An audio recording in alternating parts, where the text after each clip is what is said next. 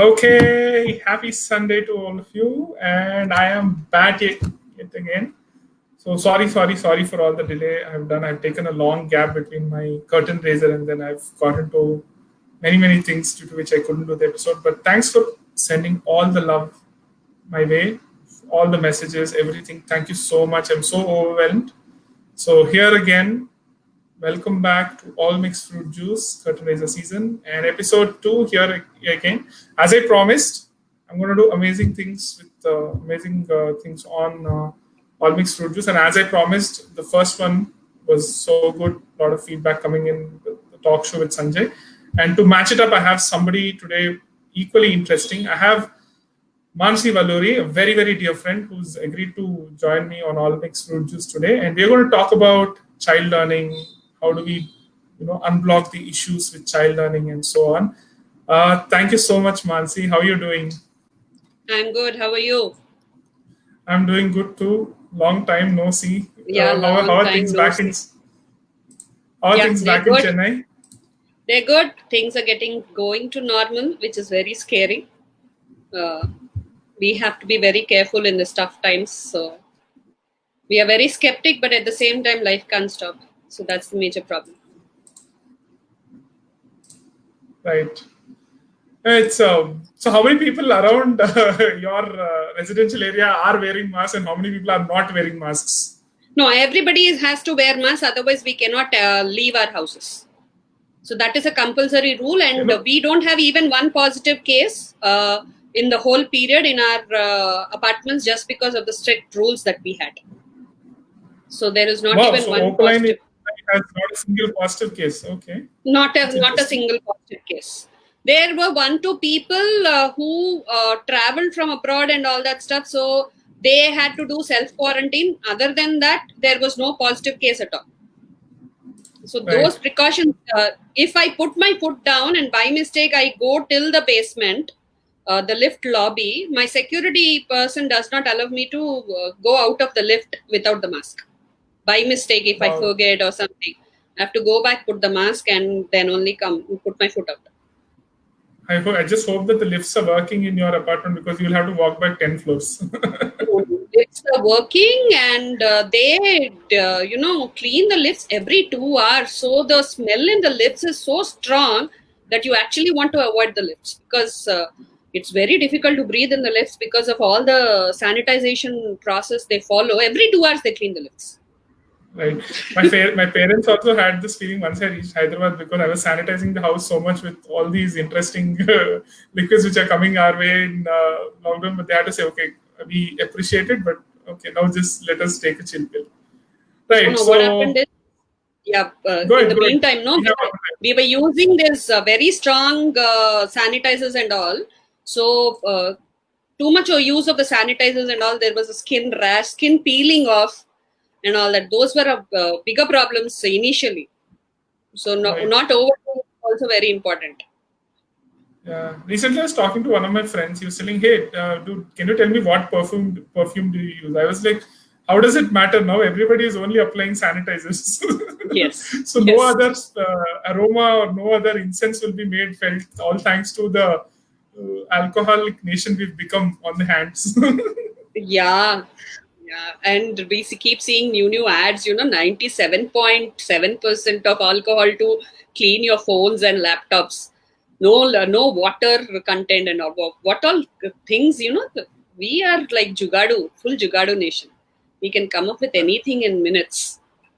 How many travel plans has Corona spoiled for you? For me, it has spoiled 3 plans. 3 country travels were gone out of the window. How many of yours go? Same.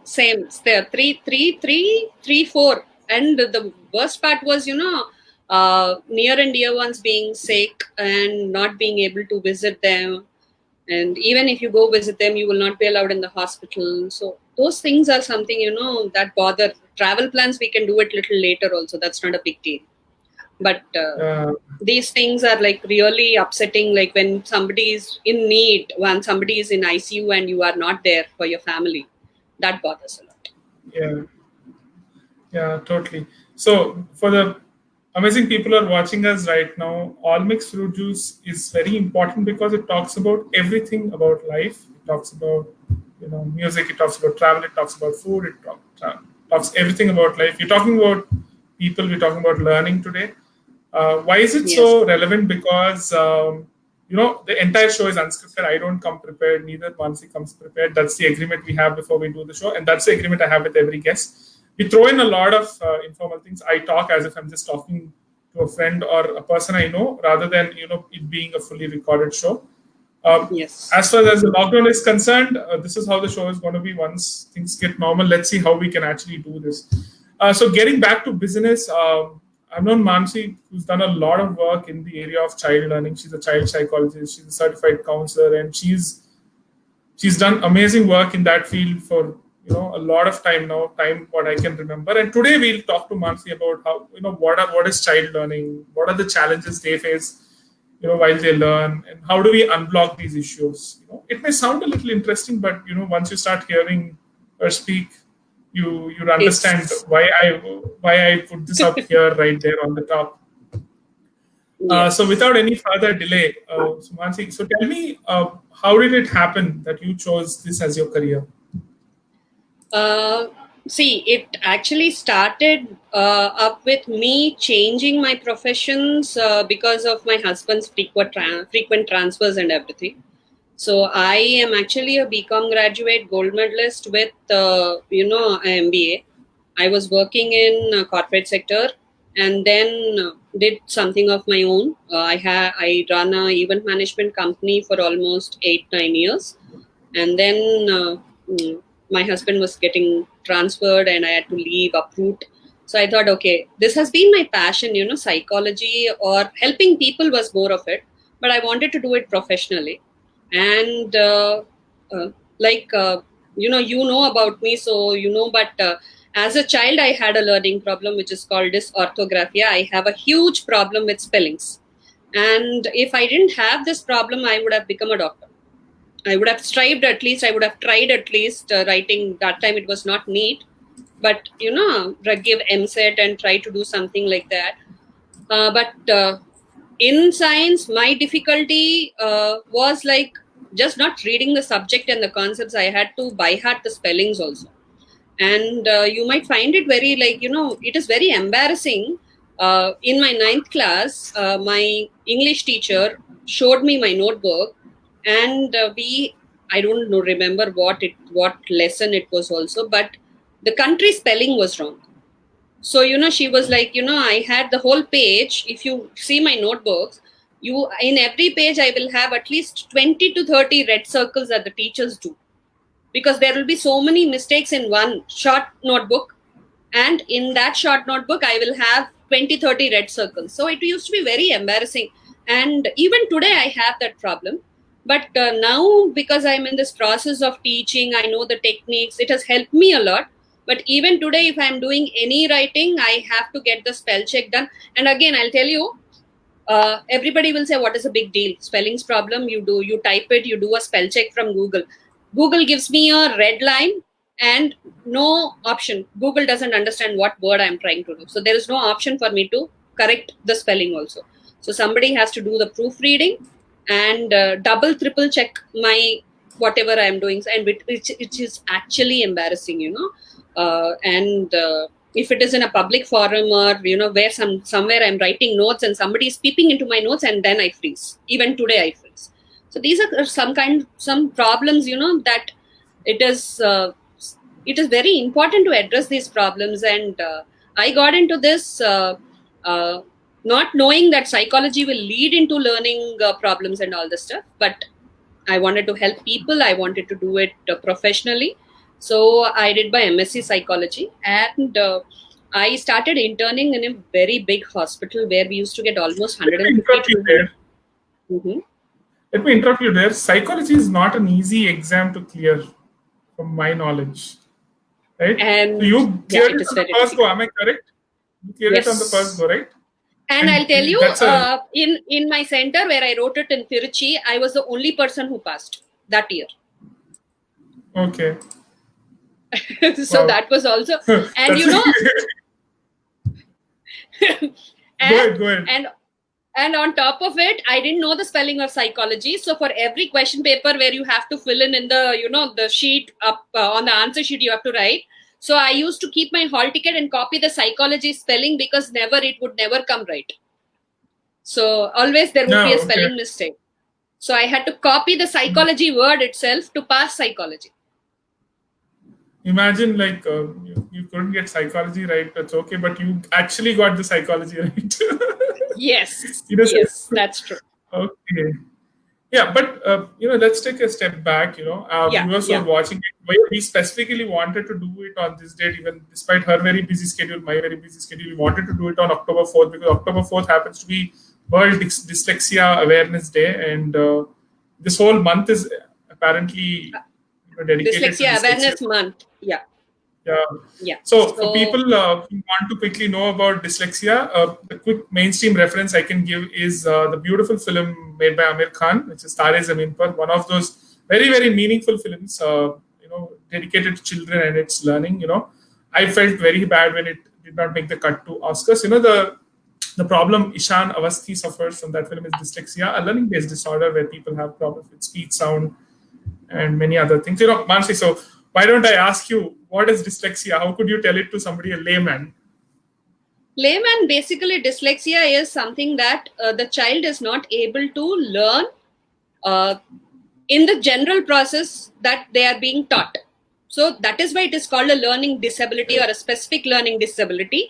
It doesn't mean they have any deficiency. It is just that the general process that is used, the children are not able to learn in that process. So they learn differently. That's the only difference between a dyslexic child and I don't like using the word normal child because dyslexic child is also a normal child. But the general children and the dyslexic children, they learn differently. That's the only thing. But what happens is we actually have different processing centers in the brain which have to coordinate or form neurological pathways for us to do the processing of learning. Like if you want to read a word, first when you start reading, first you have to recognize the alphabets. Then the alphabets have to make a word. That word has to go to your Wernicke area where you have your word processor or your word dictionary in your brain. So for that you should have a background knowledge of knowing that word. So if you don't know, if it is a new word, then you go to a dictionary and find out what is the meaning of this word. Correct. But if you already know the word, so first you listen to the word, then you process the language of the word, then first alphabets, sounds, making the word, then meaning of the word, and then meaning of the word in the sentence. Reference to context, comprehension, and then perception. So this has to happen in 1/900 second, nanosecond actually, 1/900 nanosecond for you to read at a proper speed and understand what you're reading. So the child has a problem in reading. Now, when the child has a problem in reading, the child will have problem in understanding the concepts, or the child will be slow. And when the child is slow in reading and processing, then the child will be slow in reproducing it and remembering it and writing it. So it affects all the areas that is called education or schoolwork. So that is how, that is what is dyslexia. Oh, that's a pretty elaborate definition, or, you've told it in a way which laymen understand. So which brings us to the actual meat of the discussion today. That India is a heavily competitive country and parents literally slog their children to, perform. I personally faced it. You personally would have seen it, and we've seen it with our peers. Yes. And the people who have a learning disability, it's heartbreaking, right? It is very difficult is one. There are a lot of dropouts because of, the main problem is that we are lagging almost, I previously used to say 80 years, but in recent times, in last decade, there are institutes which are there for last 30 years also. But the learning disability has been included in the, Persons with Disability Act is there for India. So in that, it has been included only in 2016. So government has recognized there were concessions previously from the boards, but people don't know about it.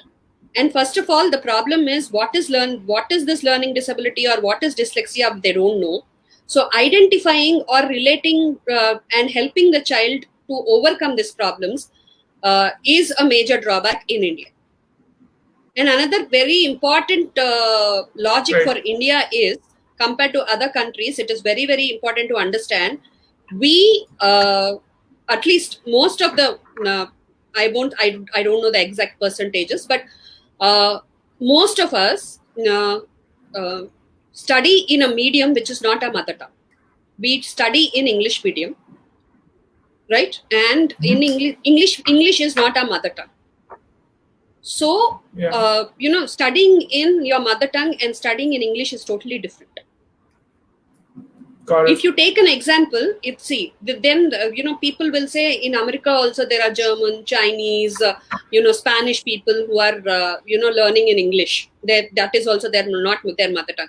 But if you compare your relatives or cousins and all that stuff, all the children who are born in US, they speak in English. They don't speak their mother tongue. The language that they speak at home is also more English than their own language. Their accent is different. Their language, spoken language and communication language and medium of instruction are all same in other countries. For us, it is not the same. Got it. So because of which... Go ahead, sorry. So that language problem is a root cause for learning disabilities. So in my, my research, little bit of research that I've done and all that stuff, we Indians will have more learning disability than other countries. Got it. Yeah, I mean, considering the fact that, we Indians are, as we are becoming more modern, there is this strong sense of inferiority towards our mother tongues. And there's this general sense of discouragement where we don't really encourage our kids to pick up mother tongues. Like, for example, I wouldn't be so sure if a Tamil parent would encourage his or her children to learn Tamil, or if I go to a random Telugu neighborhood, they would probably encourage people to learn Telugu so much, or any other language in India, and that essentially is a value system breaker altogether. And over and above that, they are thrown in an altogether different medium, and that adds to the fire more, I believe. If we are talking about that, we are also doing the show in English. We are not doing it in a regional language. Why? Because we wanted to reach to more people. If we do it in Tamil or Telugu, we both can speak both languages, right? If we do it in Tamil or Telugu, it will be regionalized, or, it will be limited to a state or limited to some certain audience. So if you want to reach to more people, you are doing a show in English. So there itself, it defines the importance of one language. Got it.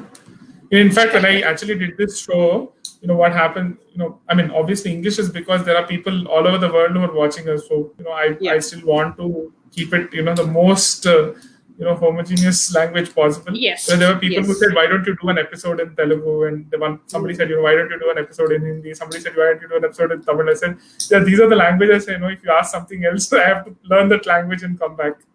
So, the problem of languages is that we are so diverse as a nation. So, but somewhere we have 1098 languages in India, so you can't ask for more diversity here. Yeah, absolutely. So 1098 is a lot. That you probably need a Telegram group to create everything. I believe the WhatsApp limit is also not enough. Yes.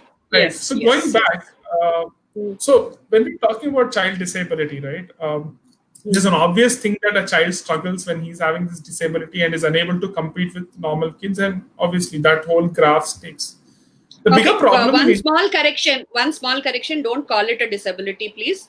Call it a difficulty, because disability word itself is a stigma. So people will, parents, even if they know their child has this problem, they get switch off. They don't relate to it. Call it a difficulty. It might be easier for parents to open up their minds and understand what the child is going through. Perfect. Sorry. Actually, you've answered my next question. No, that's perfectly fine. Which is actually bringing me to the most important question I thought I should ask as we were discussing, is that in India we are in a constant denial when we come across difficulties. Yes. I am not sure. Like, let's assume if I had a learning difficulty when I was small, when I was a kid, I'm sure my parents wouldn't have accepted, or anybody in my age group, any mainstream parents would not come to a consensus or make peace with the fact that, okay, a child is going through some kind of a learning difficulty because there is obvious load of achieving whatever the child has to become, and at the same time, oh wait, he seems to be having something which needs to be addressed.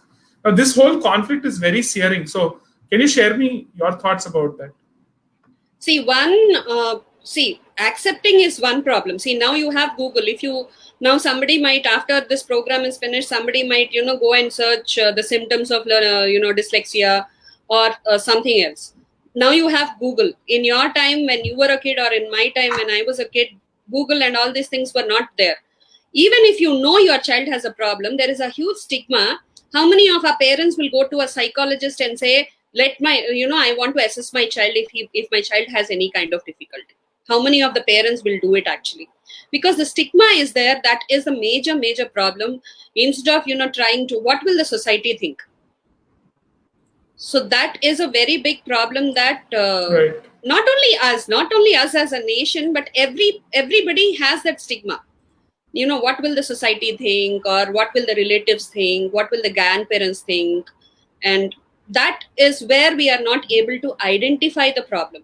And, I'm going ahead, but I'll just tell you, the problem to this thing, which is a lifelong permanent, we call it a disorder. Disorder is just 6 to 8 months of remedial teaching, no medication, nothing else. And, the child's life changes totally. It's just 6 to 8 months, 1 hour or 2-3 hours a week is what the child requires. And the whole, the child can overcome this problem. So when the solution is so simple, just because we are not aware, and the child is suffering for the whole life. Okay. That is so something. If it's not being addressed, then it's turning into a bigger problem. In fact, a lifelong issue. Am I correct? Yes. Okay. It is not addressed, then the child, there are a lot of children who drop out. There are a lot of children who, choose different careers. See, if anybody right now goes to the most aware country, like, for this learning disabilities, the best, they have been working since 1920, and it is US, Canada, UK and Australia. These are the best known countries to have the best facilities for learning disabilities. Now, these countries also, if you go and, on the YouTube or on Google, you just search the most famous people with learning disabilities or dyslexia or ADHD, you just type. Very few people will be there. Out of the 100 names that come, there will be only 4 or 5 people who have been in academics. The 90-95% people would have gone into alternative fields. So Spielberg had it. Okay, then Cher had it. Then Churchill had it. Then our Steve Jobs had it. Einstein had it. Newton had it. So out of this, Einstein, Newton, Edison, except these 3-4 names, you will not find anybody who is who's succeeded in academics, or done more career wise in studies. That is what I mean to say. You will have a lot of people, Jim Carrey had it. There are a lot of people who will be, they are actors. Walt Disney had it. So you will find, Muhammad Ali had it. So you will have so many names who have not done anything in their studies. So they had to look for an alternative career. Right. But it with the proper blessing in disguise, right, for them? It turned to be a blessing in disguise. And actually, there are some companies, foreign companies, who purely, especially architectural and creative design companies, because that is a very new concept. Creative designing is a very new concept or a subject as such. But those people are specifically looking for dyslexic people. They have special job opportunities because these people's creativity is huge. Okay. Right. So all the parents who are watching this show, if you ever find out that your child is dyslexic, don't be worried. Not only your child, not only your child, in your neighborhood, in your family, in your relatives, please, the solution is very, very simple. It is very, very easy. Please don't let the child suffer. Yeah, that's Yeah. a big leap. At least we have to take as a nation, maybe, because Yes. the stigma towards many problems still remains very basic in this country. Our country took a very long while to throw the stench of Article 377 into the garbage for a very long time, and I remember a lot of my friends who were homosexuals. They had to go through a lot of problems. So compared to that, a problem like this, we have a long way to go where we become a nation which will make its peace with it. Am I correct? Yes, yes, very true and very important also, because we are Absolutely. talking about the child's future and the choices the child needs to make. Right. So, which brings me to my next question. So, obviously, if the parents are not addressing this problem on a very grassroots level, most of the children, they spend their quality and the maximum amount of time in their childhood in their schools. Yes. Do teachers, do school leaderships, do management acknowledge and recognize these problems? Uh, so far that I have come across, I have actually, in the last 5 years, I have done awareness programs in more than 300 schools and all that. See, people might, the school management, definitely the management and the principal knows what is learning disability, what is dyslexia. But again, the very important thing that we need to know is that there are 82 varieties in this. And, Okay. other than dyslexia, dyscalculia, dysgraphia, and dyspraxia, these are the four very commonly known names which have some popularity. So, other than this, if you try to find all the 82 names, you will not find it in Google also. Like, again, I'm trying to promote Google a lot today, I think, using the name. But, you want to search what are the different types of it. Also, It's my it becomes ex-employer, very... so Yeah, okay. So, it's no, my ex-employer, everybody's go to... so No, it is no. Why I'm using Google is everybody's go-to place to search anything is Google. That's why I'm, kind of promoting it, not because they're sponsoring us today. yeah. Yeah. So No, the no, you point are is, sponsoring this show today. We haven't had that. So how this conversation came about is, I was visiting Manasi when she used to stay in Trichy. So I was visiting Tanjavur, and then I happened to drop by at their place, and Mansi and her husband, they were sitting, and Mansi really got emotional talking about a kid's journey. And then I said, okay, someday yes, this has to be addressed. Someday we'll talk about yes, this on a big forum. I told yes, her that day. It was about 2 years back, maybe, but yeah, I stayed true to my yes. promise, and I'm glad we are talking about this today. Absolutely. So, yeah, continue. You were telling something. Yeah. So there are 82 varieties, and we don't even know these varieties and what are the problems. So even if the school kind of knows these names, they don't know the symptoms. They don't know how to identify it. So it becomes very difficult. So there have to be awareness programs for the schools, for the teachers, so that it is easier for the teacher to identify. Now, even if the teacher identifies, then the school and the teacher has to convince the parent to go for an assessment and specifically find out what is the problem of the child. After this process is done, okay, we have identified the child has a learning disability or child has dyslexia. What next? That is a big zero that is happening in India. We don't have enough places, we don't have enough trained people to give the remedial to the child. The remedial, which is as simple as 6 months to 8 months, max to max, if it is very, very severe, disorder, then max to max 1 year. But the places in whole of Tamil Nadu, we have 5 places, 5 institutes which provide this service. I am one among the 5. So, okay, we Okay. identify. No, we identify. After that, what? So where do you go after that? Where, okay, you have identified.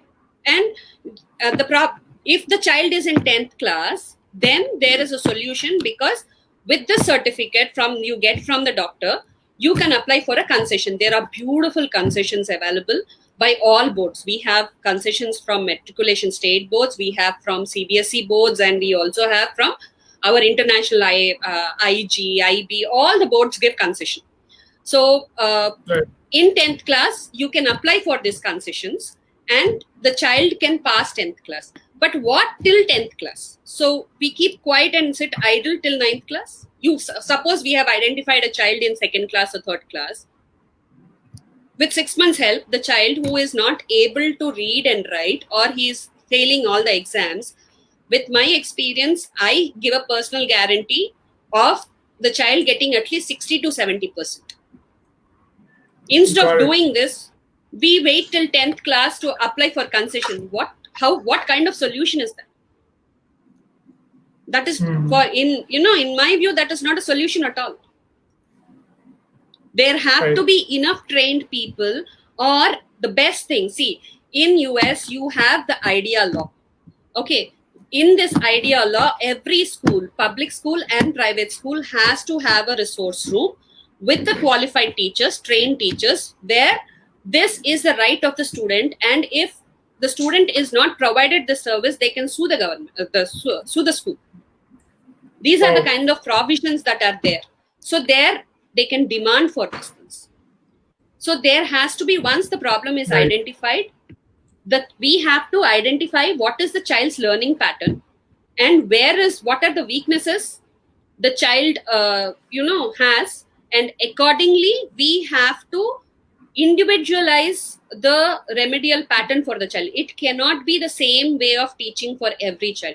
Each child, if you have 10 dyslexic children of the same age also, for each child the teaching pattern, the remedies that are used will be entirely different. Okay. And like you mentioned, Tare Samipar, it sounds very easy. The whole process of teaching the child goes off in one song, and the child comes out in flying colors. That doesn't happen. So it is a very difficult process. And with these children, it is like, after the age of 10, it becomes very difficult because the child starts giving up. The child has failed. The child has failed. See, we are putting the children in preschool at the age of 2.5. Play school, preschool. Correct? So, I generally, for all my parents, I keep giving. No, they say no. He is dumb. He is stupid. He wantedly doesn't read it. So I only ask one thing. See, I cannot tell about all the people who are listening, but I have a aversion to cleaning utensils, especially with Corona. So I can so relate to it. So I don't like cleaning utensils. I hate it. So if it was not the Corona time, even if my maid would not come for 2 to 3 days, I would have enough utensils so that I don't have to, go and touch them and clean them. So I have an aversion to it. I don't like doing it. I'm not good at it. Okay. Now, for 15 years of my life, every day, 6 hours, I am forced to clean utensils. Imagine. I have to, which I have an aversion to. I don't like it. I'm not good at it. I am forced every day, 6 hours, I have to clean utensils. And because I'm not doing a good job, I have to do extra 2 hours homework and also go for extra 1 hour of tuition to learn how to clean my utensils very well. Okay. I will commit suicide, might be. Sorry to say it, but it pulls you down. I will give up, obviously. So, and this is a child we are talking about. If a grown-up can feel so frustrated, how will a child feel? Yeah. He keeps writing. The spelling never comes correct. Why is there a U in country? Please, somebody tell me. No, I know the rules. So I myself can tell you. But why is there a U in country? So these kind of things, see, FILM, FLIM. I don't know which is correct. Video, VIDEO, VEDIO. Which is correct? Why I cannot use this? Why should I use the other? Right. And if I'm writing an exam and I'm like, the child is writing an exam and this is the doubt he gets, which is the correct spelling? Okay. Finished. What he has learned. Right? He's stuck there. He becomes slow. He loses time. And from there, every spelling is doubtful. Forget about that. I mean, I'm coming to a bigger problem actually, which I foresee, is that a lot of these children end up being very hard on themselves. Of course, without any doubt, the teachers and parents are anyways hard. In this country, all these gifts anyways come in such a unregulated education system, and very, very, so even though the Indian parenting has its own pluses, the obvious minuses is coming this physical violence, which comes in very handy. it just comes up Yeah, across in because this we form. don't have 911 to call, and the child cannot dare to think of calling a 911. Yeah, That is an alien. That is an alien subject. yeah. I wish somebody big was watching this and somewhere these get answered. But an important question which leads to the next one is, obviously these kids, they, with these, difficulties, they have a tough time in their school, sometime at the colleges. But are there cases where they end up doing something to themselves, on a very There are long note? cases they do something to themselves. Mostly, it so happens when they quit. The quit study, that is called dropout. They drop out, one, and they become, the behavior wise, there is a very negative effect on the behavior. They become very adamant, they become very rude. Instead of saying, see, dysgraphia is a problem where what you think you cannot write. That's the most frustrating problem in all of these 82 varieties. Why? Because cat spelling is CAT, but it is like your phone keypad is spoiled. It fell into the bucket or something and it's spoiled. So you're trying to type CAT and it is coming PIF or something like that. So you have to write CAT. CAT is what you want to write, and you are writing PIF or some other word. So CAT is not coming, something else is coming. If you see, for a dyslexic, he doesn't know the correct spelling, so he doesn't know he's doing a mistake. So that is one kind of problem. But for a dysgraphic, if it is only dysgraphia, the child knows what is the correct spelling, but he is not able to write the correct spelling. How many times will he correct himself? And if he goes to his teacher or his mother, and he says, I know the spelling CAT, I'm telling my hand to write CAT, my hand is not listening to me. He will get one chapat. Got it. This logic nobody will understand. Okay, on a lighter note, I'll ask you a question. Since you had this dysorthographia. Yeah, dysorthographia when you were young. That's why you named your kids so simply, like Ansh and Anmol, like, so that it's not so difficult to write their spellings. No. So actually, no, that was not the reason at all. But I wanted very small names and very, simple names. And at the same time, they had to mean a lot to me. So Ansh was basically Amsam. So he is the Amsam of our love. That was Ansh. And Anmol because he's very precious to us. So that is why that is the reason that is the name. And also Ansh also means derivation. So he is the derivation of our love. Oh, that's very nice. No, because I was able to correlate it very easily because the names, the spellings are so simple. You've seen so. I'll tell you what. I'll tell you what. My name is Valluri Valluri. Since childhood, I've been writing it, so I do it. But my husband, after getting married, I had to write Gadicharla, and sometimes I still ask the spelling so that I don't offend myself by writing my surname wrong. So I write it correctly, but I have a doubt. Is this correct? So that in my surname itself, I have these kind of problems. Yeah. Right. So now, obviously, we have a problem at hand, and of course, the world's becoming more, open and aware about these issues. People like you are working towards it. Now, what are these early signs from your child to recognize that he or she? The simple symptoms is the child is intelligent otherwise or smart otherwise. Intelligence is a very wrong word. Smart otherwise, but is poor in academics. The child he's very manipulative. He's very smart. He is over talkative. He does everything. But when it comes to studies, he is not at par, or he's not using his brains in the same level. That is the first and foremost indication. See, at a very younger age, a lot of children do have problem, like in LKG, UKG itself, because the syllabuses are so huge these days. LKG, UKG itself, they teach sight words, they teach you alphabets, they teach you phonics, they teach you maths, addition, subtraction, everything happens in LKG, UKG. And they also teach you to read small words and all that stuff. So if the child is lagging behind, if the child is like below 6 years and he is lagging behind his, see, it is generally, don't compare it with the sibling. That's a wrong way. Same genetics, same, but the two children will not have the same capabilities. So please don't compare with the elder child, younger child. Don't do that. That is a crime. But what you can do is in the classroom. So if in generally we have a class of 20 to 30 children, and this child is, falls in the lowest 10%. So he is not able to match the children in the class. Got it. And if he is lagging behind by 1 year, it could be in any of these things. Another thing is, another very important symptom is these children are very good in oral and very poor in writing. Same thing if you ask him to read, or if you ask him to, you ask a question, the child will tell you the answer. But if you ask him to write, either he will avoid writing, he will say, I will not do the homework, he will run here, he will run there. Or, he tells you everything. And, in the exams, they get less marks. Okay. So do you have a standardized mechanism?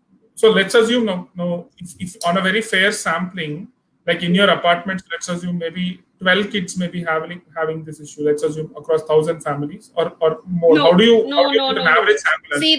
See, we don't have a census because we haven't included in the law till recently. But people like me, and the research has been going on since 1970, 1980. It became very prominent. 1990, there have become a lot of people who have done it. So individual Nalanda report is there, Kaveri report is there. Like that, people have done a lot of research. So in those researches, we have identified that in India, we have 12 to 14% of people suffering with this problem.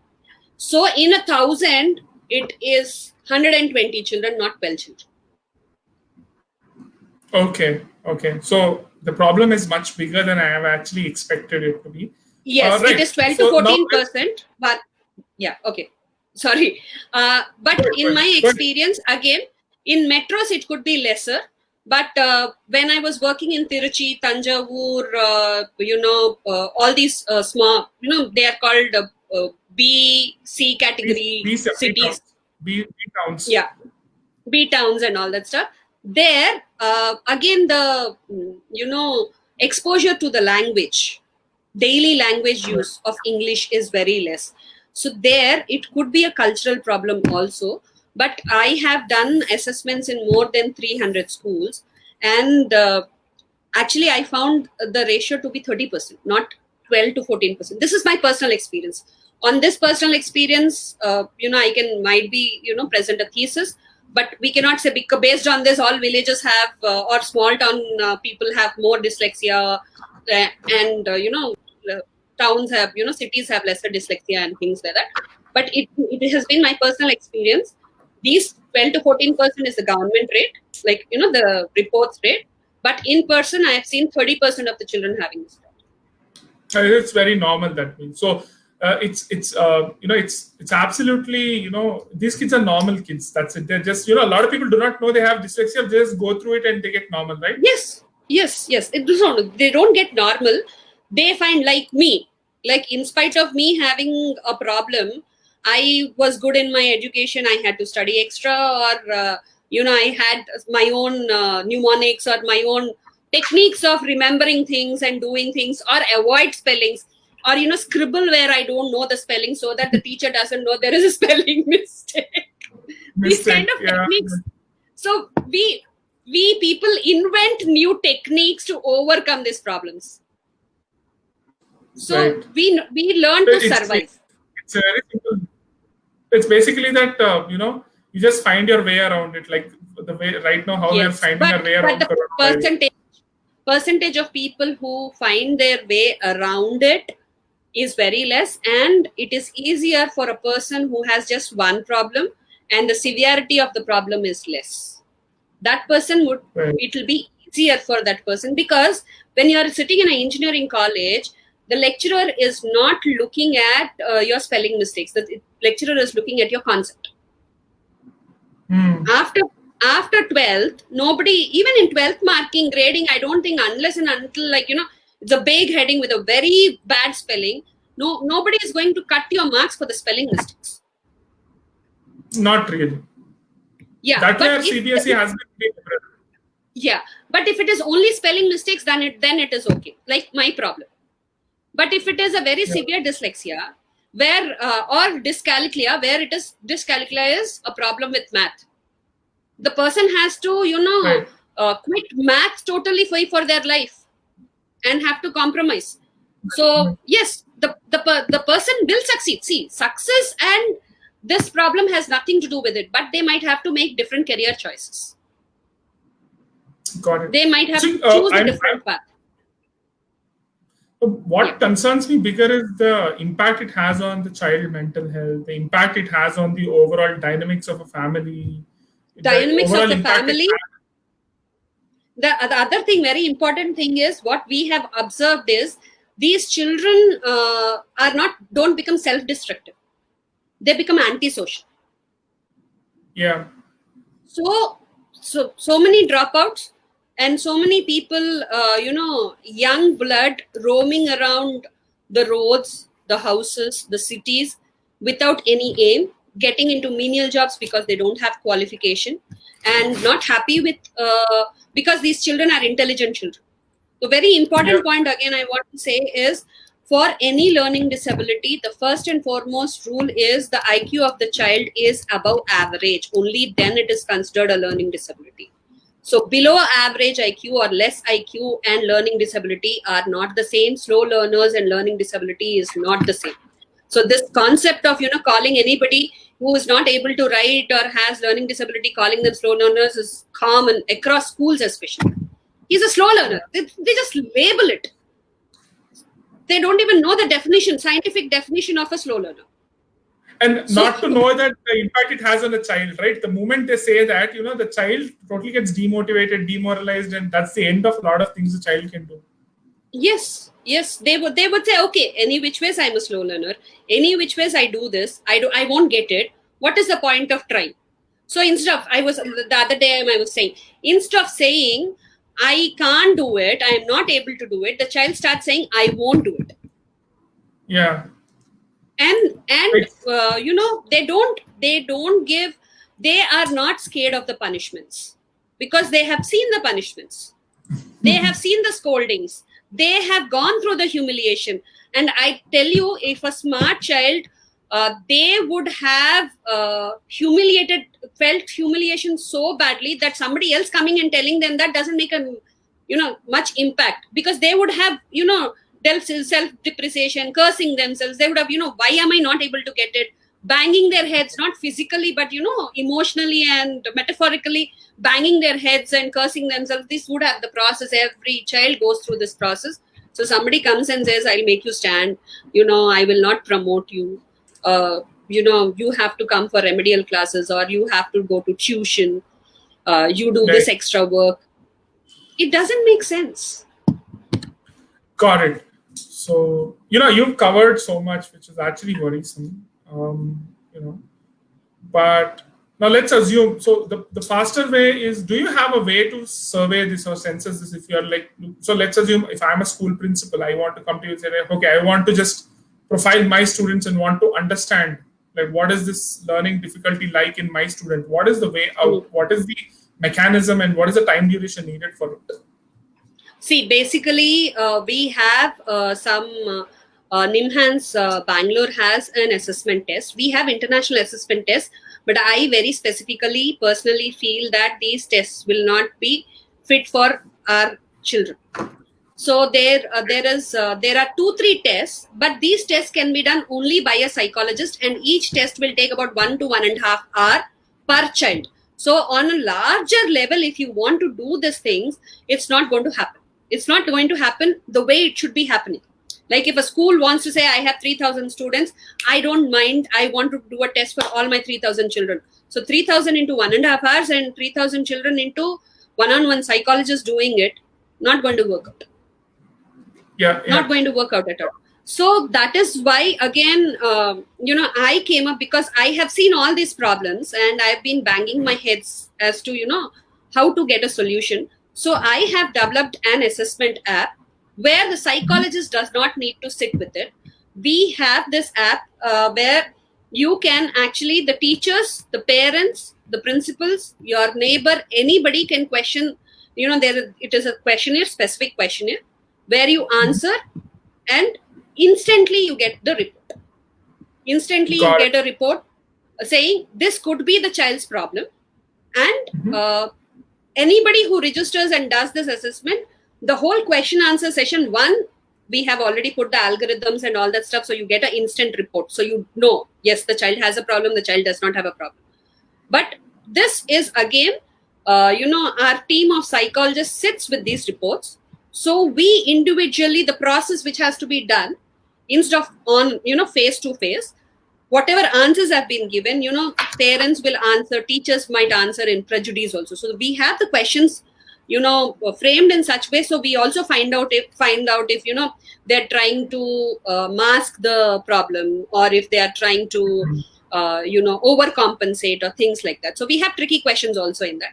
But our psychologist sits with it, and we send a detailed report to the person, whoever has done the assessment, as to what is the problem, and what all we things need to be done, what is the process of remediation, and where all they can get help. This is the report that they get in May. Okay, so which leads me to a larger question. Like we had, our country has been pretty proactive that way. There's been Sarva Shiksha Abhiyan, or there are other 2020 things like that. We've taken sure-footed steps definitely in the education of the children.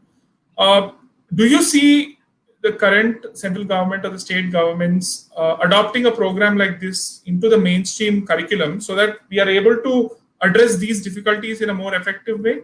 We are trying to do that, but how far again, Sarva Shiksha Abhiyan, we have not 100% reached the goals of Sarva Shiksha Abhiyan.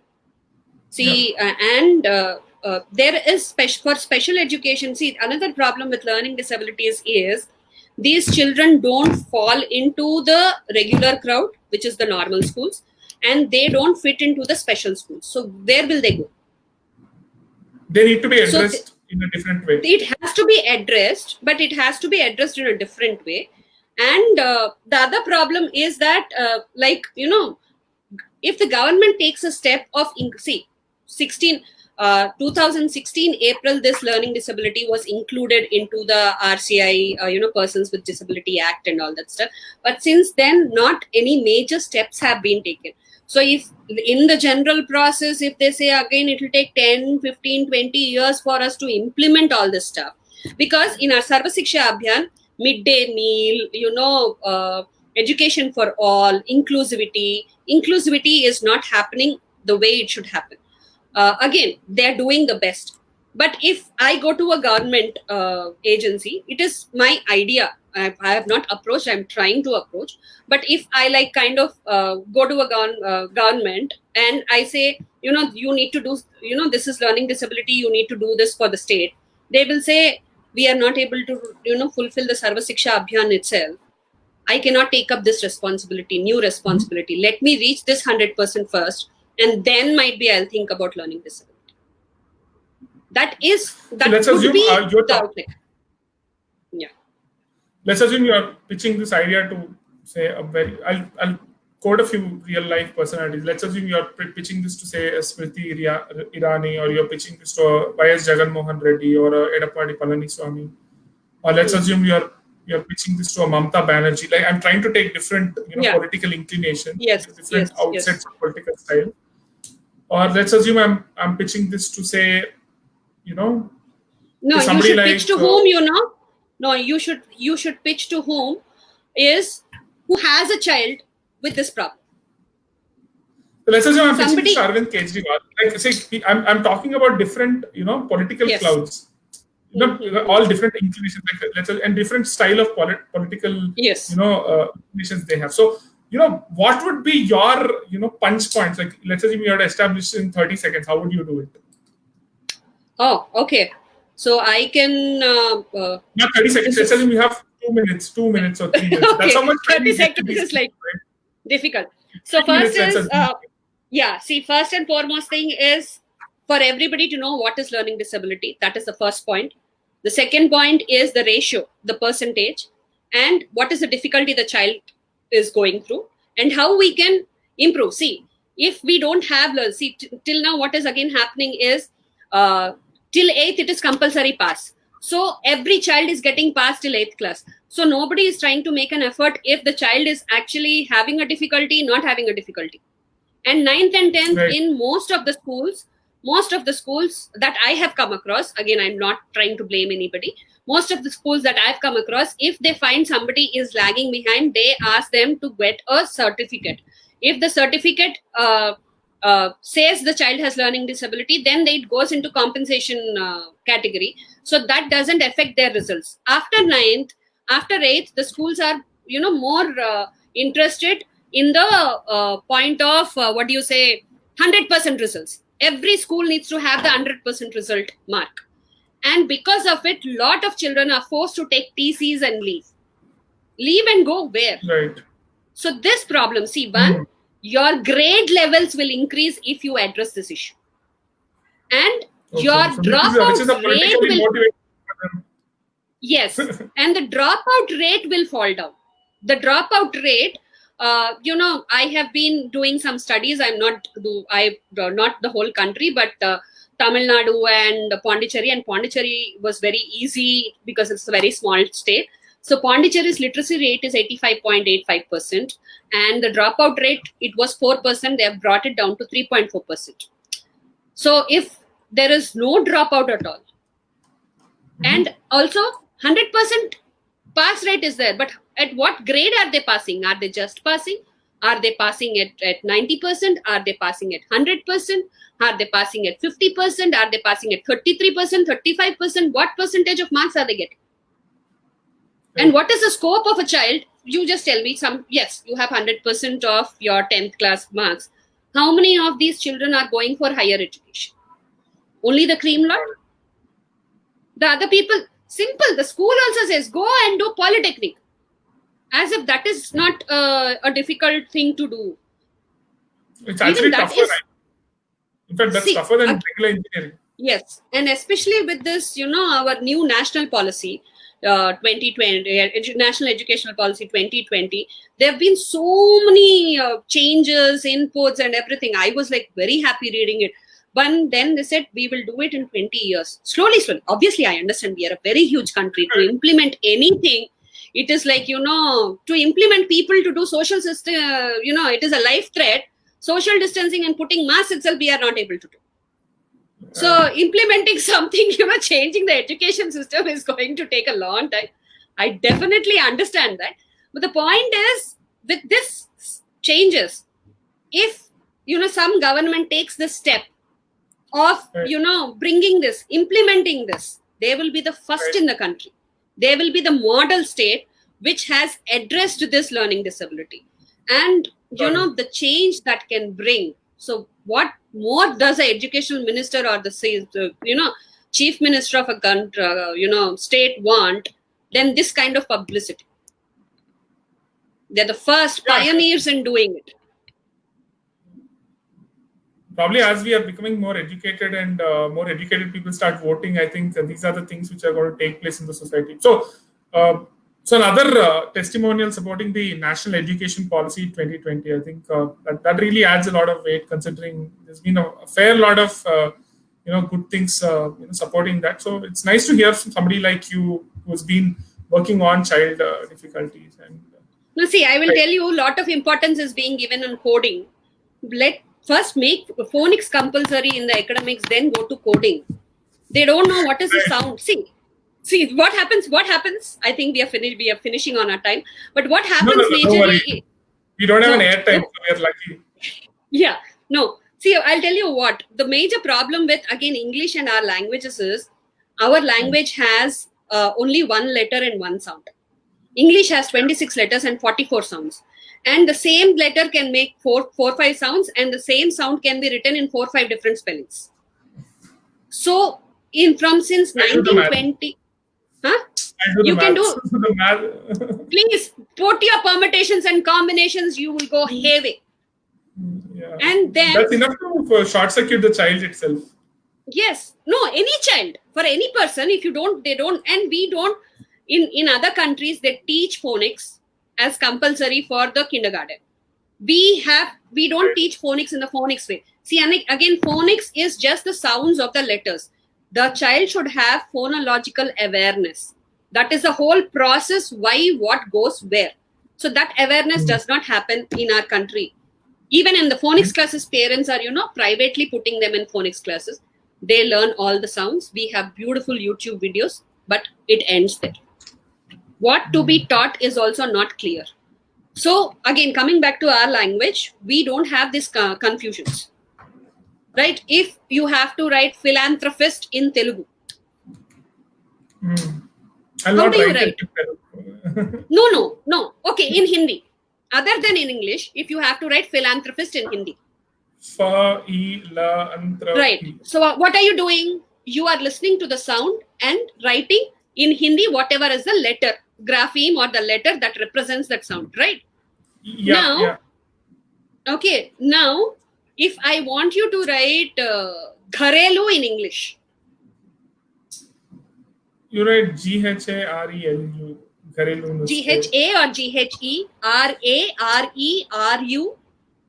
Yeah. See, my husband, I'll tell you what. See, I'll tell you. My husband's name is Uday.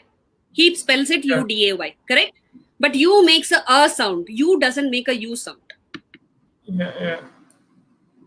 Okay, so like you write some wuru. We write U at the end of the letter, right? But U makes the A sound. So we are using English letters like Indian language. Got it. I get the trouble what context can create. Right? So it is very confusing for the children. Yeah. So before coding phonics. Yeah. So I hope somebody up there is listening to this and would amend the policy suitably. Yeah, absolutely. Even it didn't make sense for people to learn coding. We have enough coders in this country anyway, so we just need people to consume the code, right? I think we have enough coders for the world in this country, not just for this country. Recently, I was actually talking to something. We have everything enough in this country. He was actually talking about constructing a temple in this country, and he was giving out a very beautiful fact. He said there are 1 crore places of worship in this country. I really doubt if God has to stay in those 1 crore places of worship. So we have enough coders, we have enough places of worship, we have everything. So I think it's better if we create happy and healthier children rather than just getting into these things. But I think that's a fair policy on the national education policy. Switching on to something more informal. And so how has been your journey? Helping these kids become It makes me sleep with a smile. The sense of achievement I have. I had my first student. I don't want to take the names because, it is very personal. That child came to me for a concession. She came actually for the assessment for a concession in 10th class. And the day we applied for the concession, she cried for 2 hours. She wanted to become, at that time, she wanted to become an Air Force pilot. She wanted to do NDA and become Air Force pilot, for which she had to take the science group. And she had this huge spellings problem. And this child sat for 2 hours saying, I don't want to apply for the concession. And we were saying, you will get better marks and, you will have better prospects for future. Don't look at it like that. She says, if I don't write, then those are not my marks. How can those be my marks? We took at least another 2 days, 4 days. The parents had to sit and convince her. And after that, she came to me for just 3 months. She was in her 10th class. She actually got selected for the Republic Day parade through NCC. She got a governor's award also. In 10th class, she went to the parade for the camp there, participated, came back, and because of all these things, she only could come for 3 months. But by the time the exams came, the process started in November. By the time in March exams came, she actually wrote the exams without any concession. We just applied for the concession for safe set. And Right. she was like, she's passed in flying colors. Now she has finished her 12th, and she's, just, playing with the choices she has. Do I want to do engineering? Do I want to do microbiology? She actually took MBPC so that, she can explore all the opportunities that she has. So that is one, this small successes, this, that the smile. I have some children who never smiled for 1-2 years, because Okay. for them the learning process has been so painful. They have been only punished, they have been harassed, teased. And when they come and smile, and when they come and give me a hug, when I give a spelling dictation, and they get 10 out of 10 in it for the first time in their life, and the smile, the glow that is there on their face, my goodness, I don't even need food that Unmatched. day. Unmatched, unparalleled. It is like, each success story, each child. See, there are a lot of times, we keep saying in this field, the child takes 1 step forward and 2 steps backward. So if there is a holiday, there is a, all this stuff, they go back, because we are tuning the brain, we are training the brain into the process that the brain is not used to. So if before the process is completed, if that is stopped, then what happens is it's not going to, we will have a lag again. We'll sometimes have to start from the start. Sometimes we have to redo the concepts. There are a lot of those kind of issues, technical problems, as I call them. But when the child, see, the first child who actually motivated me to do this research, train myself in learning disabilities, that child cried for 2 hours when I was doing the assessment. I had to actually force him, push him. The mother had been crying for 2 months, because they said, your child is not fit. You have enough money. Open a pottikada, that is a grocery store, for him, and make him sit. You cannot do anything. Take the TC and go. This happened to the child in 9th class. This was the school that asked the child to take TC and get lost. That was their terminology they used. The mother was, she went to 2-3 other places. They said, your child is mentally retarded. And the mother is like, how can this child be mentally retarded? Kind of a thing. And when she came to me also, I still remember that kiddo and that mother changed my life. Their eyes were red, swollen. And the first thing I did was that the first test I did is I asked him to write A to Z. He took around 15 minutes to write A to Z, this 26 letters, a 13-year-old boy. He's studying in a good school. He was not studying in a very bad school or something like that. He was studying in a very good school, very popular school. A 13-year-old, he took 15 minutes to write ABCD. And there were more than 5-6 mistakes. A 13-year-old doesn't know to write A to Z. And there have been people who have done an IQ assessment on reading and writing for this child. Seriously? How? Yes. How? That's a question mark. How? See, the paradigms and the yardstick is at least very unfair in my opinion. If I'm looking at, it's like almost asking a snake to, climb a tree. It's like that. No, that is not the saying, darling. The saying is, if you judge a fish by its capacity to fly, it will never pass out. That is the base. Our great Einstein's quote. You will find a lot of pictures also with it, but that is what he says. So that's what he says. Don't judge every child on the same scale. The bird which is flying and the fish which is in the water. The bird cannot survive in the water. The fish cannot survive above the water. So every child has. This child used to play beautiful, football. And once I said, okay, I'm not doing this assessment, IQ assessment for him. And they had actually traveled 3 hours to get a test. They were not from the same place. They came from another city to get the assessment done. And I said, okay, I'm not doing this. I am doing assessment on, like, IQ assessments can be done in different, there are different tests to do IQ assessment. So I said, let me do a activity-based IQ assessment. And I was flabbergasted. this child, so for simple explanation, each activity is timed. So each activity is given 2 minutes, and we keep upgrading the same activity into 10 levels. There were, like this, we have 5 different activities, and this child was doing these things in 6 seconds, 8 seconds. For an activity which has a time of 2 minutes, this child is doing it at 6 and 8 seconds. So how fast is his brain working? He is able to follow all the patterns. It's just clicking for him, like tack, tack, tack, tack, tack, tack. In the movies, they show, no, visualization is happening and you are thinking, and in detective movie, like Sherlock Holmes, he sees the picture and all that stuff. Something that was happening in front of me. The child was doing tap, tap, tap, tap, tap. And I found the IQ of the child above average. And I told, your child is not mentally retarded. The parent, actually, I did not even type the report because she was so anxiously sitting outside. She held my hand and could not stop her tears. And that is where the story started of, trying to help this child. I was not qualified. I could do the test, but I didn't know how to help the child. Okay, I have identified the child is dyslexic. What next? Again, the same problem. I don't know what to do. That day I went to Google, searched and everything. Then I found, in Chennai, some institutes where they did.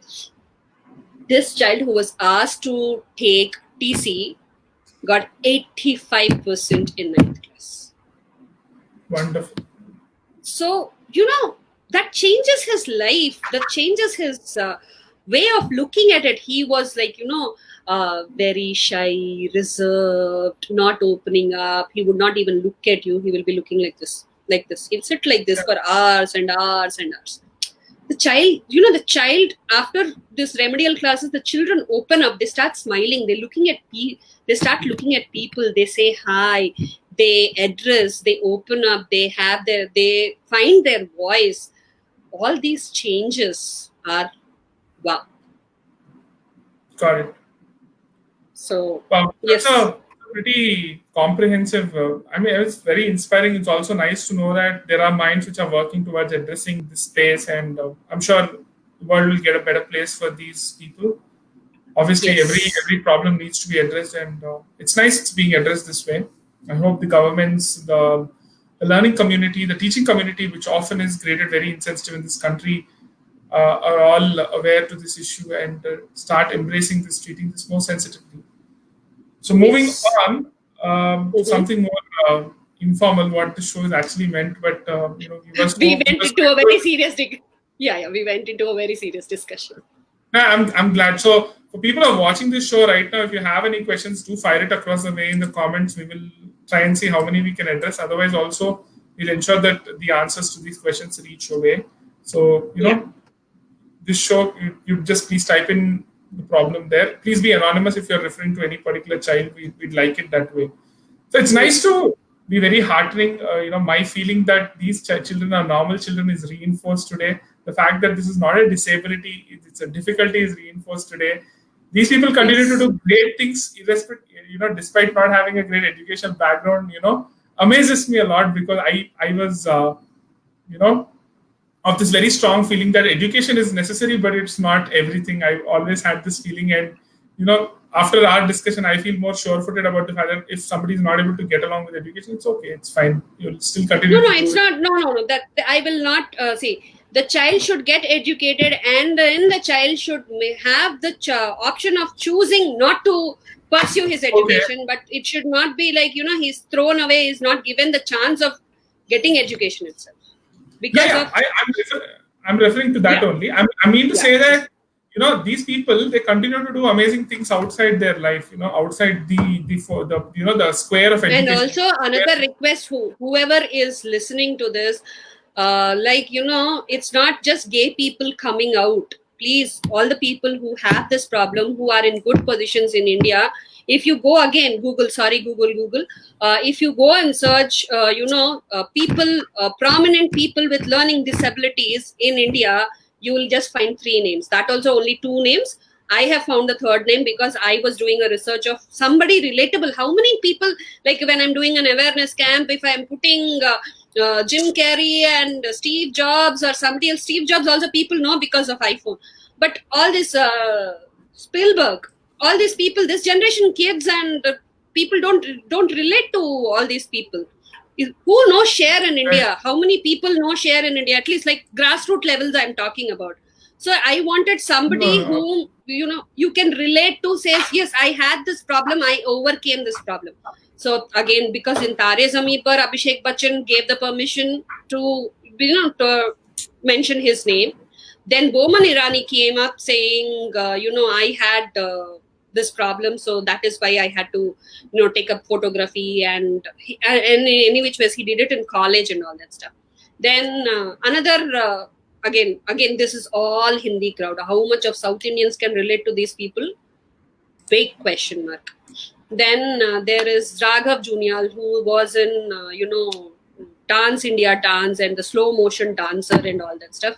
I'm a big dance fan and I'm a big fan of him. So I was watching his interviews, and that is when he said, I had dyslexia, and because of which I was not able to read. So I, kind of took it very light after my 9th class, and I started pursuing my dance very strongly.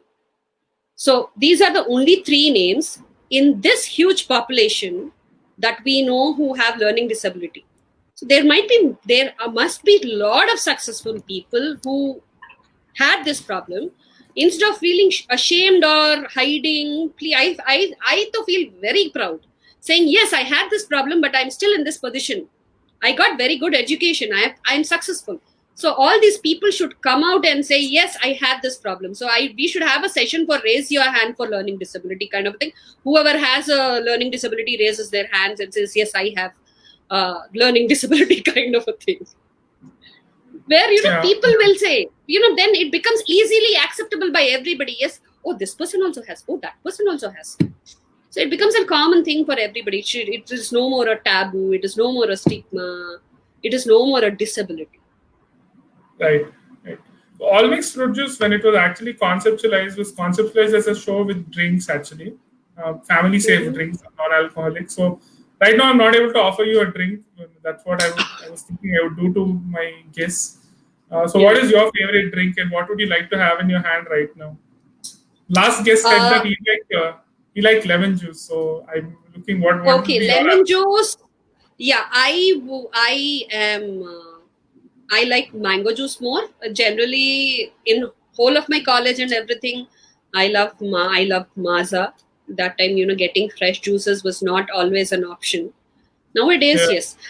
Then there is there's one mixed fruit punch you get in one of our malls. You must be knowing that fruit punch shop you have, no? You have full mixed fruit punch. If you have that, you don't have to eat food for one day. It's awesome. It has everything in it. So that is one drink I like.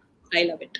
Yeah, one of my favorite drinks when I was traveling, in India, at least in the trains, is the HPC, the Himachal Apple Stall. They would have all kinds of these fresh juices. Fresh juices, yes. Yeah, I love. I just talk as much juice as I can during the train because you'd like to keep. I generally used to go for grape juice, and I'm allergic to it, but still I love the tangy grape juice and all that. Nice. That is one. But now recently, because of the heat and I don't know, I'm liking coconut water a lot. Recently, this is just Corona time. You are in Chennai. All reasons and all seasons, you'll have coconut water. Yeah, right. But I like my coconut water chilled.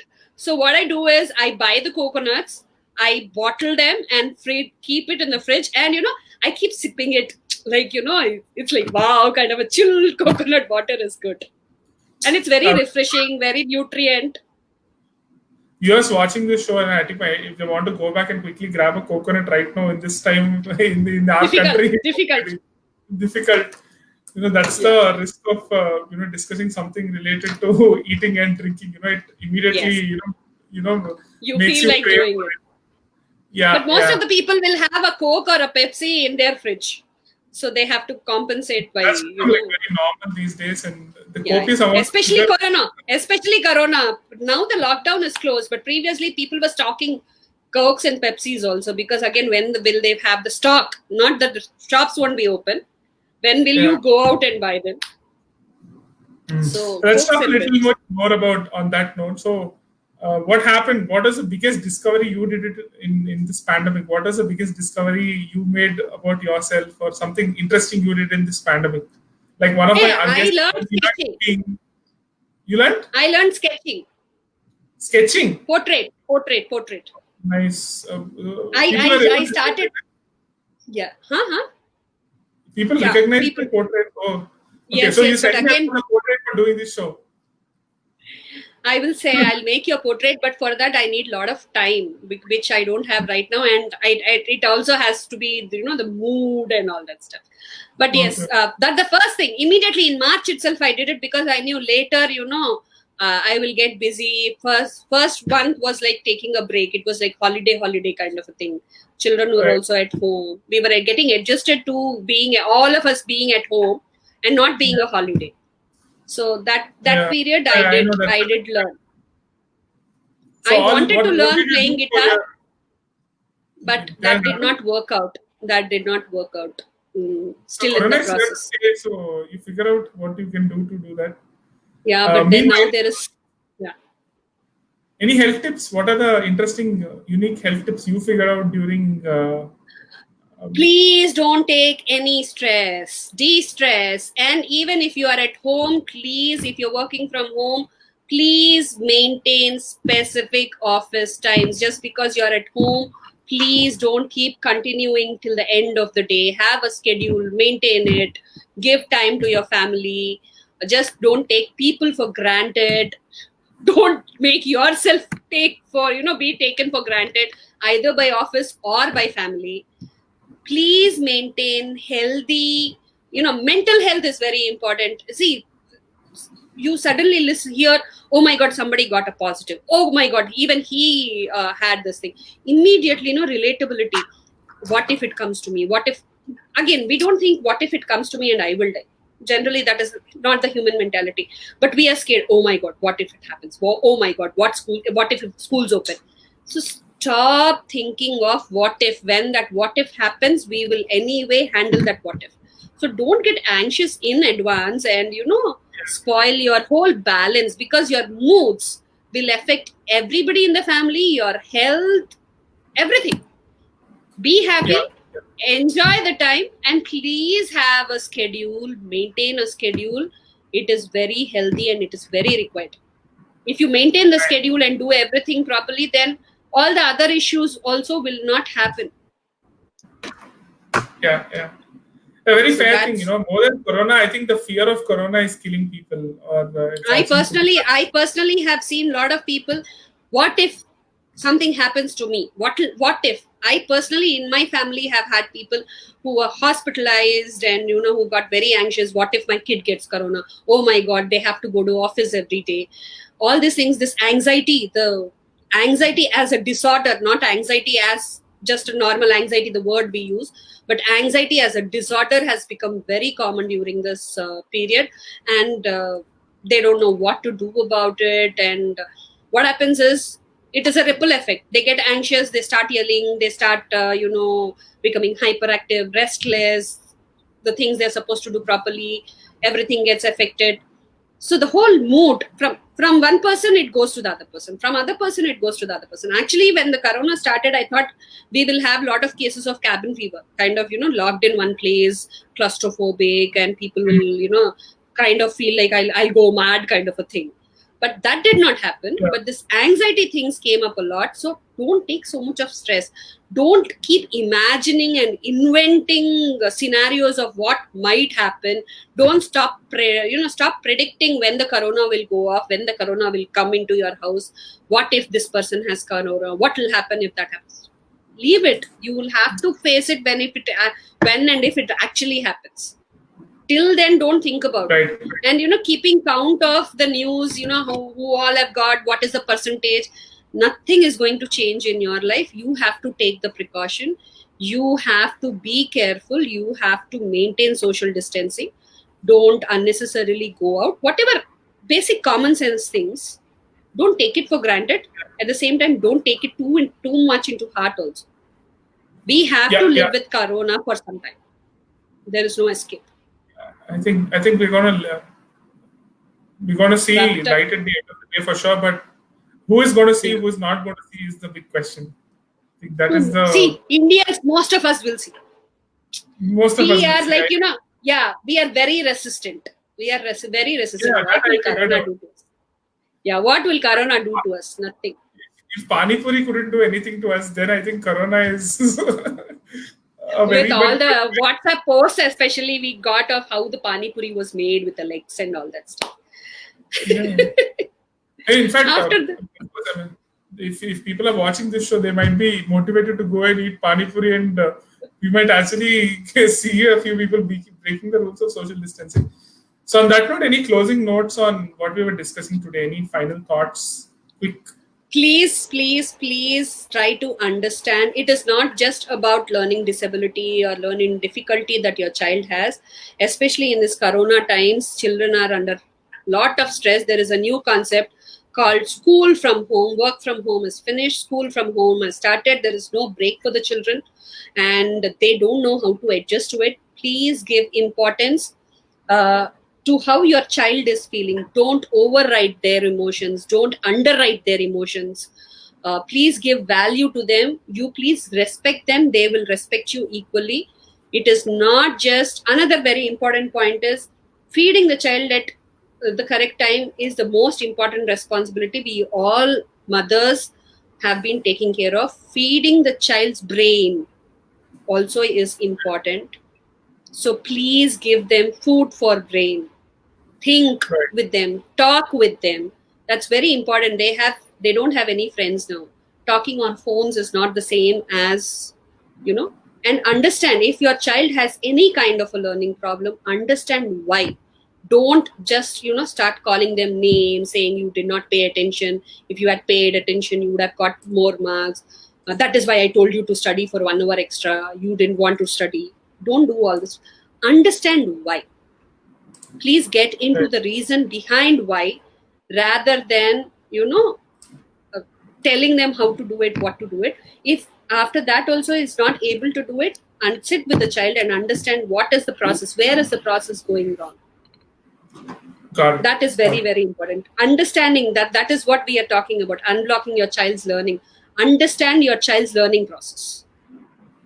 Right. Right. Okay. That's So most important.